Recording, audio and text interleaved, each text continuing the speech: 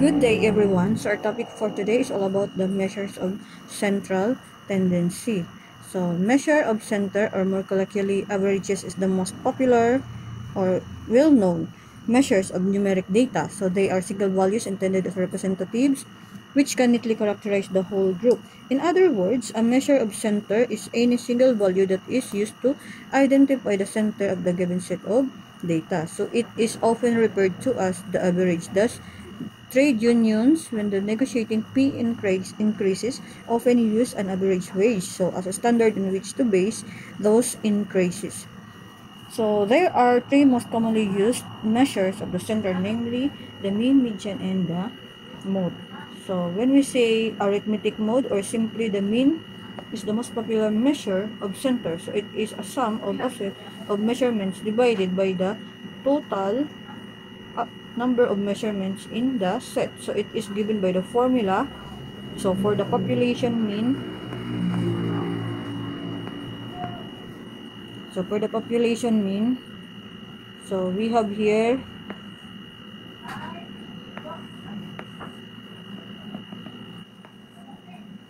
x bar is equals to the summation of x over big letter N. So the big letter N indicates that it is for the sample for the population mean. And when we see the summation of x,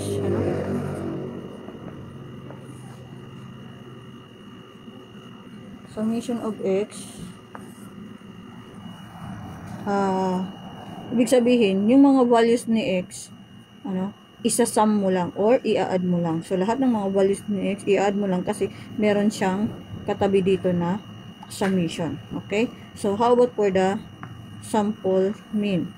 So, sa sample mean, so, x bar is equal to the summation of x over n. So, pagkakaiba lang dito is, yung sample niya is big letter N. Ibig sabihin, marami dito yung sample kasi we're talking about the population. And here, the small letter N kasi sample lang siya, or part lang, part lang from a whole.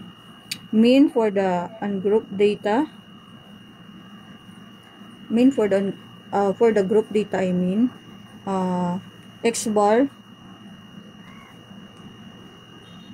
is equals to the summation of f of x over n.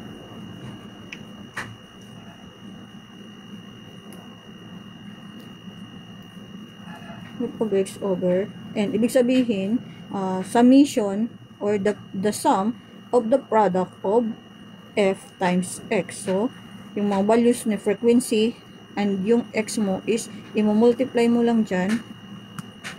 Multiply lang. Tapos, yung product niya is i-times natin dito sa, i-add natin kasi meron summation of x, f of x over n.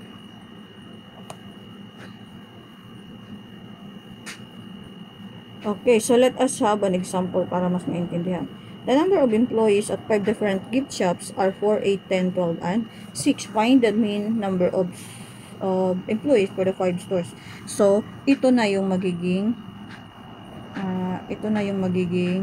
values mo sa x. So, by using the formula, x bar is equal to the summation of x over n. So, since meron ditong summation, so i-add natin yung mga values ni x, which is ito, yung pinaka-x mo, x over n. So, ibig sabihin, ilan ang sample? Ilan yung sample? So, we have here the 5 stores. So, add lang natin over 5. So, which is 4 plus 8 plus 10 plus 12 plus 6 is equals to 40 over 5. So, 40 over 5 is equals to 8. So, the mean number of employees for the 5 stores is 8. Okay? For example, number 2, scores in mathematics or in Math 121st long quiz for a sample of 10 students are as follows: 84, 75, 90, 88, 79, 95, 86, 93, and 89. So, yan yung magiging values mo sa x. Since may yung sa formula niya is summation of x, so ibig sabihin, i-add mo lang yung mga values ni x. Kaya naging 84 plus 75 plus 90 plus 98 plus 88 plus 79 plus 85 plus 86 plus 93 plus 89 over 10 kasi 10 yung samples or 10 yung scores. 10 lahat na. So, to add, it is 87 over, copy mo yung 10. So, 877, I mean, divided by 10 is 87.7. Okay, so let us have another example. The following data relates to the number of successful sales made by the salesman employed by a large microcomputer firm in a particular quarter. Calculate the average number of sales. So the number of sales is 0 to 4. Number of salesmen is 1. 5 to 9. So number of salesman is 14. So ibig sabihin nito, 'di ba, sa group wait lang. Sa group data na siya, ano? So ibig sabihin niyan, yung nabenta ni salesman na from 0 to 4, isa lang yung may isang salesman na yung nabenta is from range 0 to 4. Is it either it is either mga 3 lang yung nabenta niya na item or 4 or 2, ano?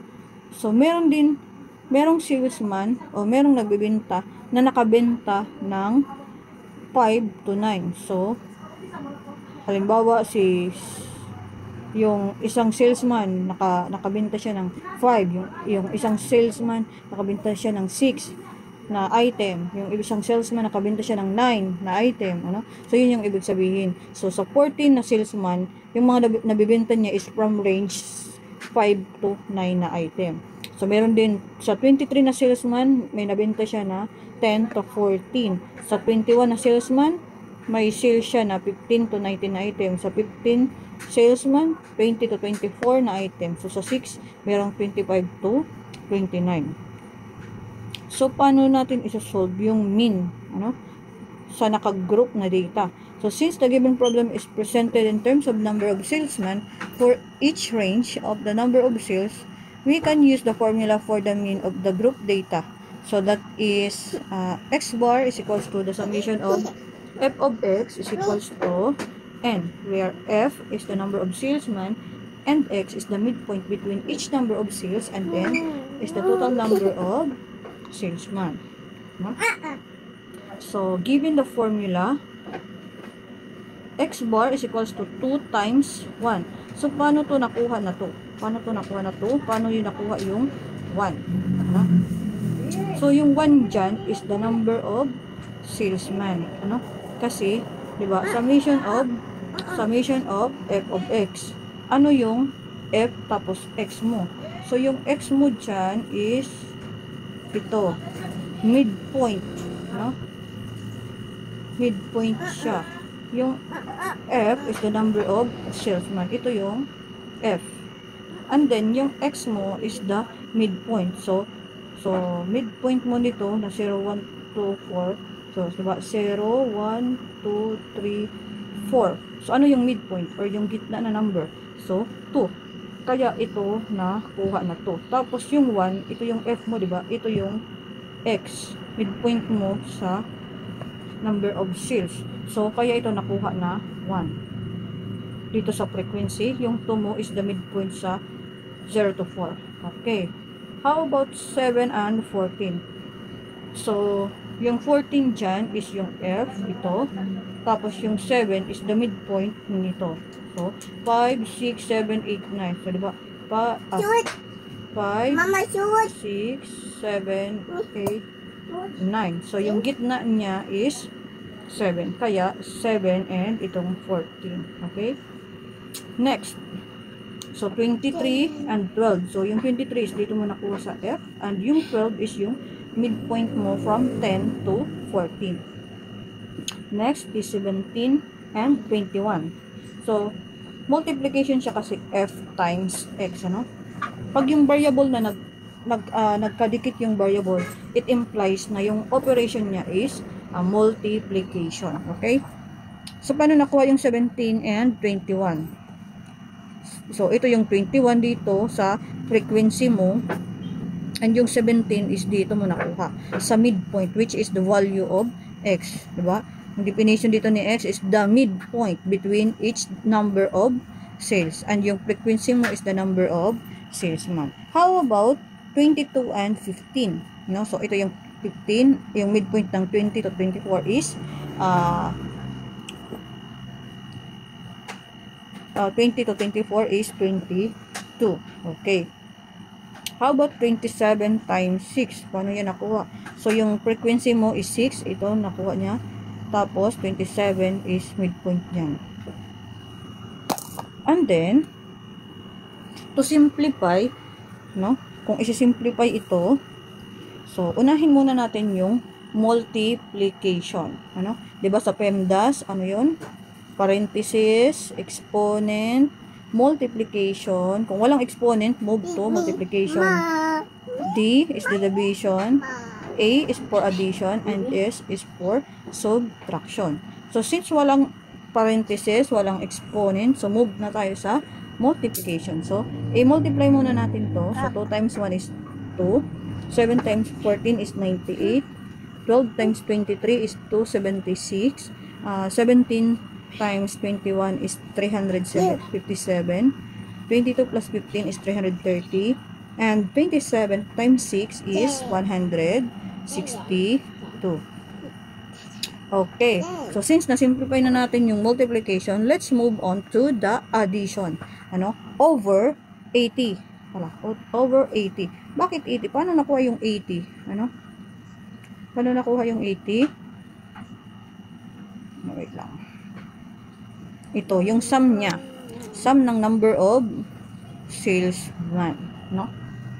Okay. So, to add this one, so, 2 plus 98 plus 276 plus 357 plus 330 plus 162 is equals to 125 over 80. So, to simplify, x bar is equals to 15.31. Therefore, the average number of sales is 15.31.